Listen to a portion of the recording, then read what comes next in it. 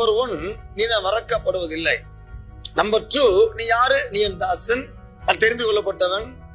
ஆமா, நான் உன்னை உருவாக்கின, நீ இஸ்ரவேல், நீ யாக்கோபு. 2வது சொல்ல. 3வது, உனக்கு கர்த்தரோட வார்த்தை என்ன? பயப்படாதே, பயப்படாதே. அன்பு தேவச்சனம் எவ்வளவு அழகான வார்த்தை இல்ல?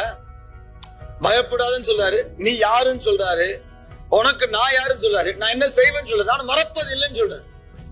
சில சூழ்நிலைகள் சுத்தி பார்த்தா கர்த்தர் கைவிட்டாரோ, கர்த்தர் கூட இல்லையோ என்பது போல தெரியுதுல்ல சகோதரி சகோதரனே.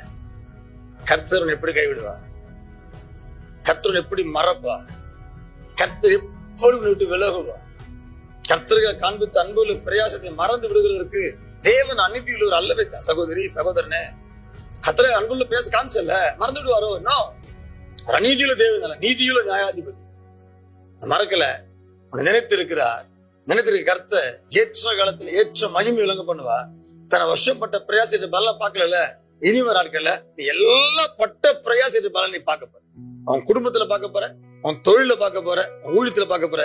கர்த்தர் கரத்தின் கிரிய வெளியரங்கமாக போகுது, கர்த்தர் மகிமை வெளியரங்கமாக போகுது.